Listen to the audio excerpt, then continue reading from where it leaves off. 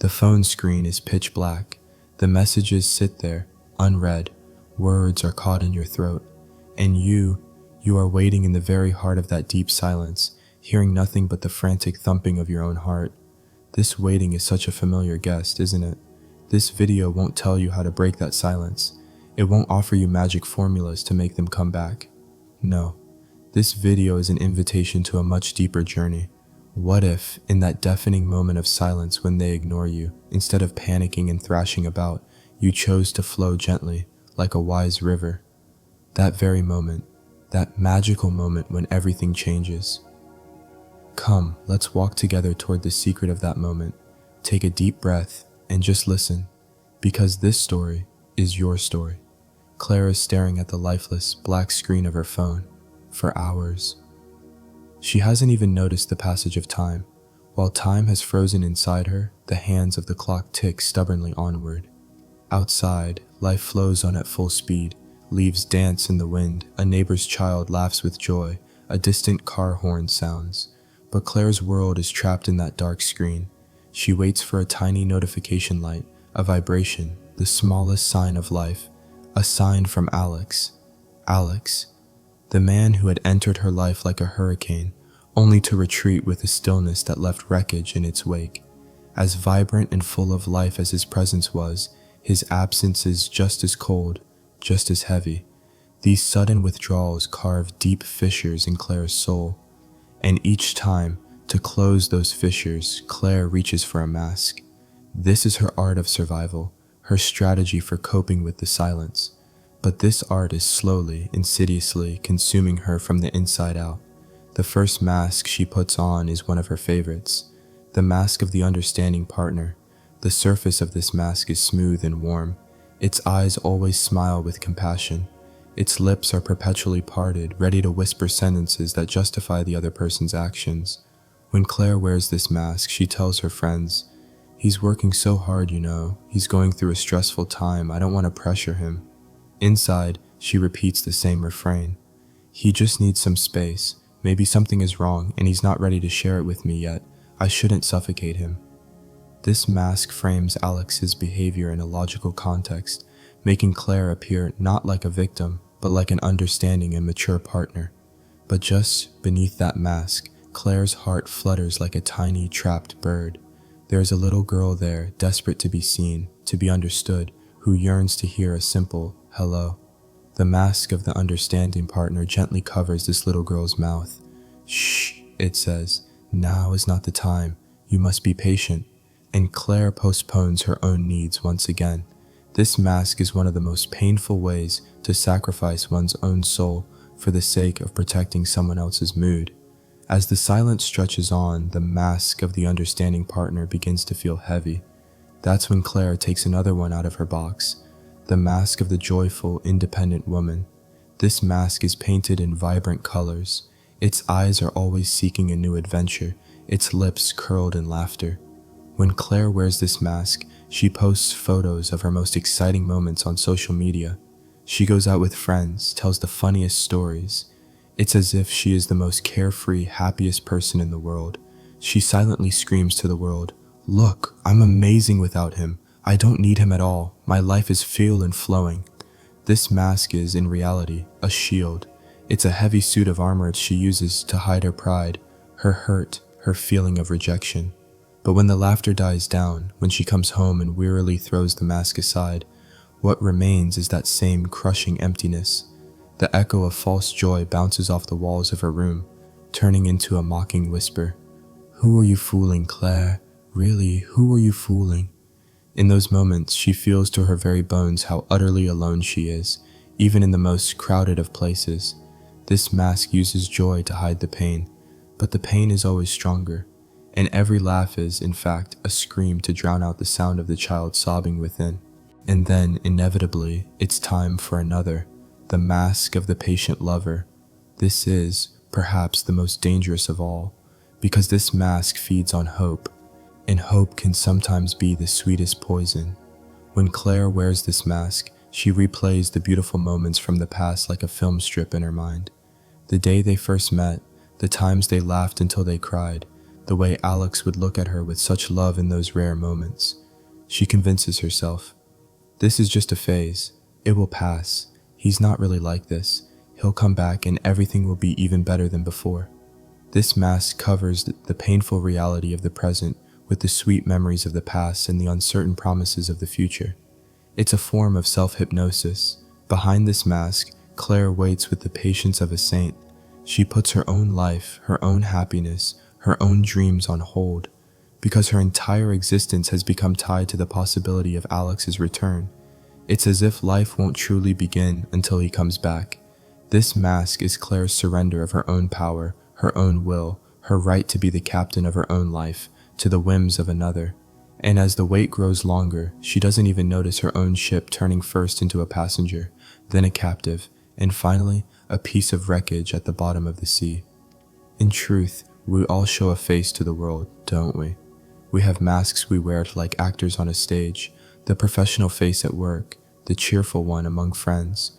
These help us navigate society. The danger begins when we start to believe the mask is our real face, when we forget to take it off even when we come home. For Claire, these masks were no longer bridges, they were walls. Walls that separated her not just from Alex, but more importantly, from herself. Each mask buried her true feelings, her true needs, her true voice a little deeper. The mask of the understanding partner suppressed her anger and disappointment. The mask of the joyful woman hid her grief and loneliness.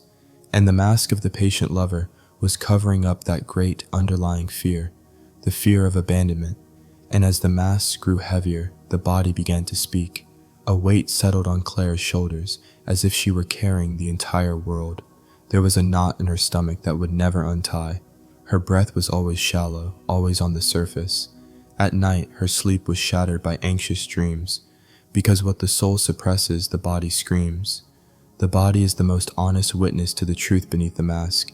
Each of these masks was stealing a piece of Claire's life force, leaving her more tired, more pale, more lifeless. Her once bright eyes were now clouded. When she looked at her reflection in the mirror, she no longer knew who she was looking at. The face she saw was a collage, a bit of understanding, a bit of fake joy, a bit of weary patience. But Claire herself, she was nowhere to be found in that face. Behind the mask, a shadow Claire was terrified to see and accept was growing. You know, that dark twin we all have, hidden in the deepest vaults of our unconscious. All those primitive emotions, repressed desires, and painful truths that society, and even we ourselves, struggle to accept. Claire's shadow was filled with rage, a rage that wanted to scream, "How dare you do this to me?" Claire's shadow was in deep grief, a grief that sobbed, "This isn't the love I deserve." And most importantly, Claire's shadow was trembling with fear, a fear that said, "If I take off these masks, if I show my true face, then I'll be utterly alone." That's why she clung to the masks so tightly, because the masks, though painful, were familiar, they were safe. But she was suffocating beneath them, and in a corner of her soul, a tiny whisper had slowly begun to rise. A question. What if carrying these masks is heavier than being alone? What if the real prison is the masks themselves? This question is the key that unlocks the door to the next chapter, the first trembling step of an inner revolution. The phone is still silent, the room is still the same, but something is different. Inside Claire, that familiar wave of panic begins to swell again. She knew this feeling by heart, a cold, sticky sense of urgency coursing through her veins. 1,000 scenarios started playing in her mind at once. Did something bad happen? Is he bored of me? Is there someone else? Did I say something wrong? Each question was like a poisonous vine, ensnaring her soul, giving birth to the next. Normally, at this very moment, when the panic peaked, Claire would reflexively reach for a mask. She would either grab her phone to write an understanding message or look for a way to throw herself into the world to numb the pain. An action, a movement, a noise, anything to drown out this internal chaos. But not this time. This time, something stopped her. It wasn't a conscious decision. It wasn't a moment of enlightenment at all. It was a pure, unadulterated, bone-deep exhaustion. In that moment, the exhaustion was stronger than the panic. The accumulated fatigue of years, that sacred weariness that had seeped from the deepest layers of her soul into her very bones, had nailed her to the armchair. She didn't have the strength to put on one more mask, to play one more role, to suppress one more emotion. And right there, in that moment of absolute surrender, something magical happened. For the first time in her life, instead of fighting the wave of panic, Claire simply allowed it to pass through her body. She closed her eyes. She didn't try to stop it. She didn't attempt to analyze it. She just felt it. How her heart was hammering against her rib cage, how her palms were slick with cold sweat, how her breath was caught in her throat. For the first time, she was standing in the middle of the storm, witnessing its power, without trying to control it, without trying to escape it. And the storm, instead of destroying her, eventually began to subside, slowly but so very slowly. The wind softened, the rain ceased. What remained was a fresh, cleansed silence like the smell of damp earth. But this wasn't the cold, empty silence created by Alex's absence. This was different. This was the silence within Claire herself, the deep silence of her own being, which she hadn't heard for years. In that silence, Claire began to hear whispers. These weren't sounds from the outside. They were the voices of her own soul, which had been suffocated for years under the weight of her masks. First, she heard the burning whisper of anger, the voice silenced by the mask of the understanding partner. "How can you let him do this to you?" it whispered. "Is your love so cheap? Is your heart a toy?" This wasn't a destructive anger. It was a healthy boundary. It was the first sprout of self-respect. When Claire felt this anger, she wasn't afraid of it. She embraced it, because this anger was like a friend, reminding her of her own value. It was proof of how much she was hurting. And if she was hurting, it meant she was still alive, still feeling, still had a heart. This anger was a gift. Then she heard the salty whisper of grief, the sob that had been suppressed by the laughter of the mask of the joyful, independent woman. "You're so tired, aren't you?" it whispered. "Tired of always trying to be strong, of pretending everything is okay. Tired of trying to make everyone else happy while ignoring your own unhappiness." This grief was not a weakness. It was the most human of emotions. Claire allowed the tears to stream down her cheeks. The tears she had held back for years flowed like a river. Each drop washed away the weight of a fake laugh, the exhaustion of a forced smile. This crying was not a breakdown. It was a purification. It was her soul cleansing itself of accumulated poison. It was the first time she could touch her own pain with compassion. She was no longer running from it. She was holding it, because her grief was proof of how deeply she could love. And what a grace that was. And from the deepest, most frightening place came the icy whisper of fear, the trembling voice that the mask of the patient lover had covered with hopes. "What if he never comes back?" it whispered. "What if you end up alone forever? What if you are never loved again?" This was the most fundamental fear at the core of her existence. Claire felt its presence in every cell of her being. But this time, instead of paralyzing her, the fear showed her something. The fear showed her how much she wanted to be loved, to belong. But it also threw in her face the heavy price she was paying for that love and belonging, sacrificing her own self, her own soul. This fear offered her a choice. You can continue to live as a slave to this fear, like a leaf at the mercy of another's whim. Or you can learn to walk with this fear, accepting it, but never ever allowing it to rule you. It was in that moment, in that quiet room, that Claire made the most important discovery of her life. Until that day, she had believed the epicenter of her emotional world was Alex. Happy when Alex called, miserable when Alex was silent, peaceful when Alex was near, anxious when Alex was distant, as if she were a satellite with no emotions of her own, gaining meaning only when orbiting Alex. But now she understood that this was an illusion. Alex's silence was just a trigger, a key. That key unlocked doors that were already within Claire, the door of anger, the door of grief, the door of fear. These emotions didn't exist because of Alex. These emotions had always been there, living in the forgotten, neglected lands of Claire's own soul. The only thing Alex did was shine a spotlight on those lands. And this, while painful, was an incredibly liberating realization. Because it meant this: if the source of these emotions is within me, then their healing is also within me. If my soul is the one creating this storm, then my soul is also the one that can calm it. Perhaps the greatest task in this life is to find our own wholeness. Instead of rejecting the dark, unwanted parts behind the mask as an enemy, to understand them and integrate them as part of ourselves. That day, without even realizing it, Claire took her first step toward her own wholeness. She no longer saw her inner anger, grief, and fear as enemies. They were like her own lost children, waiting for attention and compassion. To listen to them, to make space up for them, to accept them without judgment. This was the greatest gift she could give herself. Staying calm was not about passively waiting for Alex. Staying calm was about turning down the volume on the outside world to finally start hearing the music within, the music of her own soul. That day, Claire didn't look at the phone again.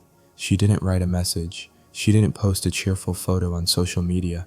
She just sat and breathed, deep, calm breaths. With each breath, she felt the weight of her own existence, the warmth of her own body. For the first time in years, she felt valuable just for being herself, without needing anyone else's approval or presence. That silence was no longer an emptiness, a deprivation. It had transformed into a sacred space, full of possibilities, a temple where she could reacquaint herself with her true self. Would Alex come back? She didn't know. But for the first time, the answer to that question was not the fundamental factor determining who she was and how she felt. The real question had changed. The real question was no longer, what will he do, but what will I do? With this newfound inner strength, with these new voices I can hear, who will I become? And that question was the beginning of the next journey. The journey of finding the courage to set the masks aside and meet her own bare, true face. The phone was still silent, but in Claire's soul, a brand new melody had begun, and this melody was stronger than anything else. The days that followed took on a different color. The new silence Claire had discovered within seemed to have seeped into every corner of her home. This wasn't the silence of death, but the patient, vibrant silence of a seed beneath the soil. Alex's absence was no longer a deficiency, no longer the phantom pain of a severed limb. His absence was just an empty space, and instead of frantically trying to fill that space, Claire was learning to calmly fill it with her own presence, her own breath, her own thoughts. As she drank her morning coffee, she would watch the dance of the sunlight on the wooden floor, truly watch it. She was noticing small details in her home that had been there for years but had gone unseen, the way a tiny crack in the wall stretched like a delicate river, the stubborn resistance of a potted plant's leaf turning toward the sun. She was like the sovereign of her own small kingdom. This kingdom wasn't magnificent, but it was real. And most importantly, it belonged only to her. She no longer needed to sneak into someone else's kingdom to exist, or cool herself in someone else's shadow. She had her own shadow, and her own sun. And then one day, right in the middle of this newly established peace, the sound came, the vibration she had waited for years, like both a blessing and a curse. The phone screen lit up after the pitch-black darkness. A single name was on the screen, Alex, and beneath it, the simple, almost innocent question that momentarily changed the rhythm of her heart. How are you? In the past, these two words would have been a lifeline for Claire. After weeks of deafening silence, this question was like an oasis in the desert. All her pain, all her resentment, all her anger would have evaporated in an instant, replaced by an ecstatic relief. She would have immediately put on a mask, usually choosing the mask of the joyful woman, and replied with glee and longing, as if nothing had happened, as if he weren't the man who had ignored her for weeks. Because those two words meant, you're still on my mind, you're still in my life. And Claire was ready to sacrifice everything to cling to that meaning. But this time, something was fundamentally different. With the phone's vibration, her body gave its familiar alarm. Her heart sped up, that old cramp seized her stomach. It was a conditioned reflex. Just as Pavlov's dog salivated at the bell, Claire's body was programmed to react to Alex's attention with a mixture of panic and relief. But this time, behind the physical reaction, there was a calm observer watching it. That observer was the wise, weary witness she had met in the second chapter. Claire felt the desire in her fingers to reach for the phone. She noticed that instantaneous impulse, that command to answer now. But she didn't move. She just stood still and breathed. She closed her eyes and watched that familiar storm begin to brew within her again. But she was no longer a leaf tossed about in that storm. She was the sky watching the storm. Inside her, it was as if a council of old and new voices had convened. The voice of the mask of the patient lover whispered, "See, I knew he'd be back. He couldn't forget you. If you just show him how understanding you are now, everything will be fixed." The voice of the mask of the joyful woman chimed in, "Don't you dare let him know you were sad. Stay strong. Act like everything is wonderful so he realizes how much he misses you." These were the old, tired, memorized strategies for survival. But now there were new members in the council, the shadow voices she had embraced in the second chapter. The voice of anger was loud and clear. Where has he been for weeks? Does he think he can erase everything with a "how are you"? Are your feelings that worthless? The voice of grief, softer but just as sharp, said, Remember how much you suffered in this silence. Don't dismiss that pain with a "how are you." Don't betray yourself like that." And in the very depths, the voice of fear trembled. What if this is your last chance? What if you're cold to him and he leaves for good this time? Claire listened to all these voices. She silenced none of them. She judged none of them. She now understood that they were different parts of her soul, each trying to protect her in its own way. She thanked them with compassion. Then she listened to a voice beyond all of these, a deeper, calmer voice. It was the voice of her newfound inner center, the voice of her inner compass. And that voice told her one thing: stay true to yourself, Claire. Stay true to the truth, to the power you found in the second chapter. Your worth is not dependent on whether he texts you. Your peace should not arrive with his "how are you" and leave with his silence. Your sky belongs to you. Let him be a cloud that comes and goes with its own weather. You continue to stand tall under your own sky. Claire opened her eyes. Her heart was still beating fast, but now with determination, not panic. She picked up the phone. Her fingers didn't move toward the old habit of crafting ornate, forgiving, cheerful sentences. Her finger didn't reach for angry, accusatory, score-settling words either. Her finger simply wrote the truth. A simple, honest, and calm truth. Her reply was neither warm nor cold. It was neutral. It was free. She wrote, "I'm doing well, thank you. I hope you are too." She added nothing else. No question, no complaint, no invitation. This wasn't part of a game. This wasn't a tactic. This was a clear statement of Claire's own emotional state. It was the quietest and most powerful way of saying, I am here in my own center, and I am well. Your presence or absence can no longer shake this fundamental state of mine. This was drawing a line, but it wasn't an aggressive boundary made of barbed wire. It was a respectful and clear circle drawn around a sacred space. It was saying, this is the garden of my soul, and one may only enter here though with respect. The moment she pressed send, she felt something break inside her. But it wasn't a painful break. It was a liberating one, like a ship finally breaking free from a rotten rope that had kept it captive in the harbor for years. When she closed her eyes, she saw those masks in her mind. The understanding partner, the joyful woman, the patient lover. They stood behind glass displays like artifacts in a museum. She looked at them. She felt gratitude, because those masks had given her a space to breathe in her most difficult times. They had protected her, but she didn't need them anymore. She could leave them behind with love.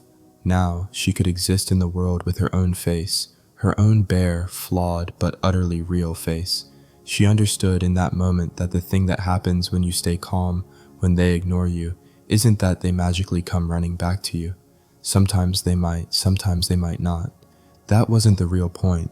The real point was, when you stay calm when they ignore you, you come running back to you. You return to yourself. You come back to the home you abandoned while waiting at someone else's door for years, your own soul. And in that home, you find a treasure no one else can give you, the feeling of belonging to yourself, emotional sovereignty. That day, Claire didn't wait for a reply. She put her phone on silent and placed it face down on the table. Then she got up, brewed herself another cup of tea, and sat by the window. Outside, the clouds were moving slowly. Some were dark and heavy, others were the white and light, but the sky, that infinite blue expanse that allowed them all to come and go, was always there, calm, unchanging, and whole. Claire smiled. She was no longer a cloud. She was the sky itself. After the calm message Claire sent, the universe seemed to fall into a moment of silence. But this was different from the previous silences. It wasn't a silence laden with expectation, taut with tension. It was a still, complete silence, like the one at the end of a meditation when everything has settled into place. For the first time in her life, Claire wasn't waiting for someone else to make the next move, because she was no longer the person in the middle of the dance floor, waiting for a partner to offer a hand. She had started playing her own music, and she was enjoying dancing alone to it, swaying to her own rhythm. Alex's reply came an hour later, then another. The messages weren't like the old days. Between the lines, one could read a sense of urgency, a confusion, perhaps even a hint of panic. He seemed thrown off balance by the absence of Claire's familiar, all-forgiving warmth. Before, his silence had thrown her out of her orbit. Now, her tranquility was throwing him out of his. The energy dynamic had shifted irreversibly, like a river changing its course. Claire read the messages, but those words could no longer wreak havoc on her inner world like a storm. She read them with curiosity, but with distance, like a scientist examining data. The little girl inside her, the one who had waited to be rescued, was still looking for a crumb of hope. "Maybe it will be different this time," she whispered. But now, that little girl wasn't alone. Beside her, holding her tenderly, was a wise adult Claire. This adult Claire said to the little girl, "I understand you, and I understand your hope, but remember, our happiness is no longer dependent on someone else changing. Our happiness is a fortress we have built within ourselves, and we will open the gates of that fortress only to those who respect us, to those who see us as we are." This inner dialogue was the source of Claire's new strength. She was no longer just one voice, the voice of fear or hope. She was a choir containing many voices, and she herself was the conductor. She decided which voice would sing a solo and which would remain silent. A person begins to become whole when they can converse with their own inner contradictions. Claire didn't look for remorse or longing in Alex's messages. The only thing she checked for was whether her own inner peace remained intact.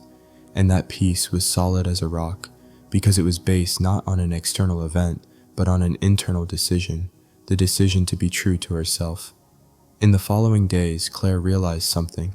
She began to reflect on the nature of the overwhelming, addictive love she had felt for Alex. Was it really love? Or was it an attempt to fill an emptiness, a need to soothe a fear of abandonment, an attempt to repair a feeling of worthlessness? Was love putting a person at the center of your life and shaping your own life around them? Was love being a prisoner to someone else's mood, going to heaven with their smile and falling into hell with their silence? Was it a constant state of anxiety, waiting for the next disappointment? No.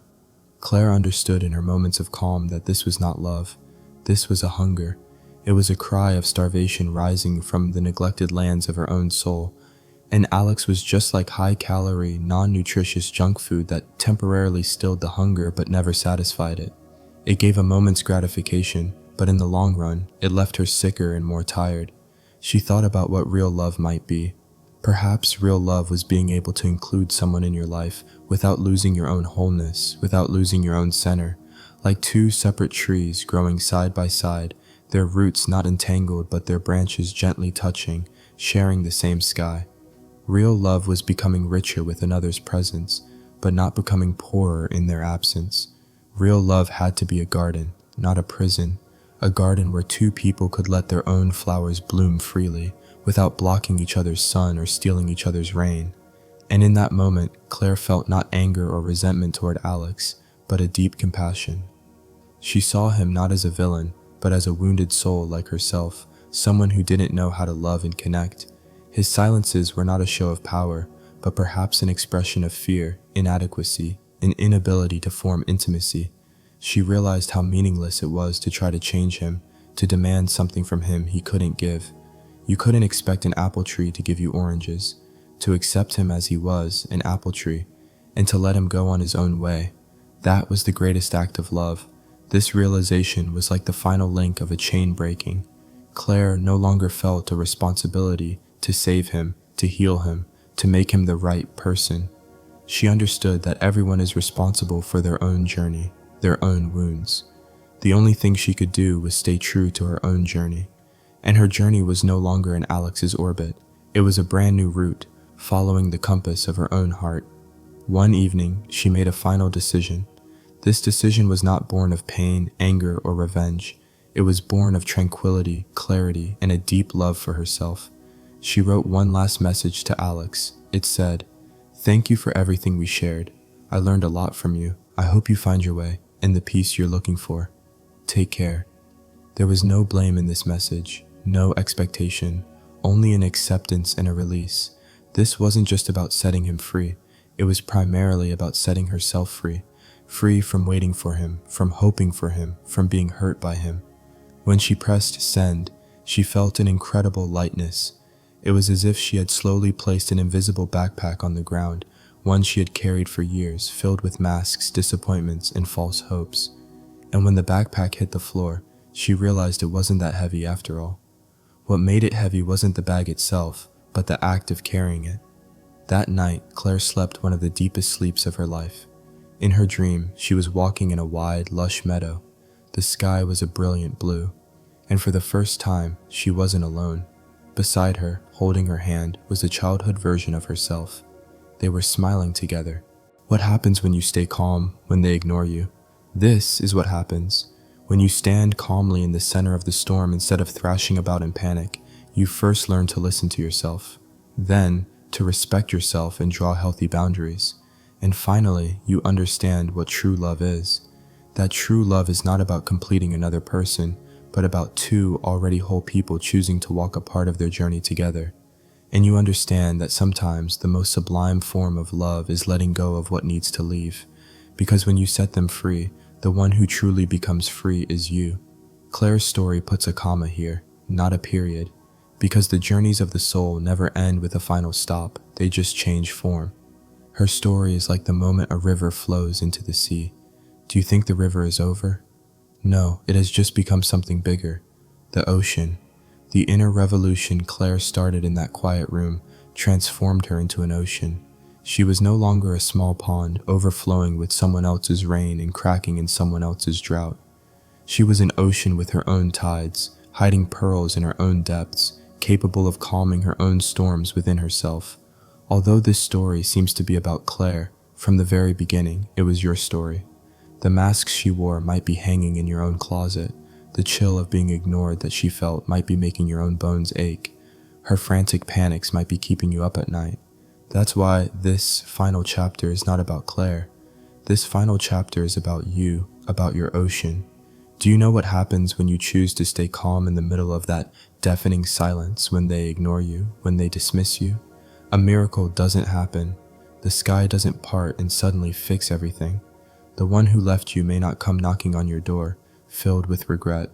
The world doesn't magically change. What changes is something far more fundamental, far more powerful. You change. Not the world itself, but the eyes through which you see the world change. And that is a far greater revolution than changing the world. Staying calm was not a passive wait, a state of inaction. On the contrary, it was the most radical act. It was a conscious decision to listen to the inner voice against the noise of the outside. It was taking the director's chair of your own movie instead of buying a ticket to someone else's drama. When you stayed calm, silence ceased to be an enemy and became a teacher. That teacher showed you the most important truth you had ignored for years. Your worth cannot be measured by someone else's approval. Your worth is not like a stock price, rising with someone's interest and falling with their indifference. Your worth is an unconditional, non-negotiable, inalienable right given to you the moment you were born. Just as the sun does not ask for permission to shine, you do not need anyone's permission to exist and to be worthy. The silence whispered this to you. When you stayed calm, you stopped fighting the storms in your body. You allowed them to pass through you. And then you understood that you are not the storm. You are the sky in which the storm takes place. Anger came like a cloud, grief fell like rain, fear settled like a fog. But you were the infinite, blue, serene sky behind those clouds, that rain, that fog. The clouds would come and go, but the sky would always remain. This awareness gave you an unshakable strength. When you stayed calm, you learned to draw the sacred geometry of your boundaries. This wasn't about building walls against people.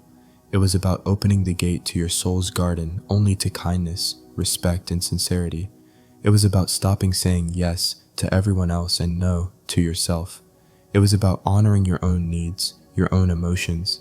And when you began to respect your own boundaries, you saw that the universe brought people into your life who respected you. And those who didn't, gently went on their own way, because you were the greatest teacher of how you should be treated. When you stayed calm, you understood what love is not. That love is not about filling a void, feeding an addiction, or patching up a fear. And then an idea of what love could be began to sprout within you. That love could be an act of letting go. First, letting yourself go, and then others, freeing them from the pressure to become something they are not, from the expectation of receiving things they cannot give you. This was the purest love, the highest form of compassion. Perhaps this is the soul's deepest journey, the courage to stop being the person others expect us to be, and to become the unique, singular, authentic self we were born to be. The art of taking off the masks, embracing our shadow, conducting all our inner contradictions like an orchestra, and playing our own unique melody. The moment you chose to stay calm in that silence was the first step you took on this journey of individuation, the most sacred step. The path now is not to strive for someone else to see you. The path is for you to see yourself in your entirety. The path is not to scream for someone else to hear you. The path is for you to hear even the quietest whispers within yourself. The path is not to tear yourself apart for someone else to love you. The path is for you to give yourself that inner child who deserves everything, that compassionate, all-embracing love. And now, this journey doesn't have to be walked alone. If these words have touched a place in your soul, this campfire circle we have created is always open to you. The comments section is not just a place where words are written, but a meeting place where we witness each other's light. If you wish, leave just one feeling that this journey has left you with: peace, courage, awareness, lightness. Just one word, so we know we are not alone. Remember, the most precious sanctuary is the silence of your own heart. You are safe there. Take care of yourself.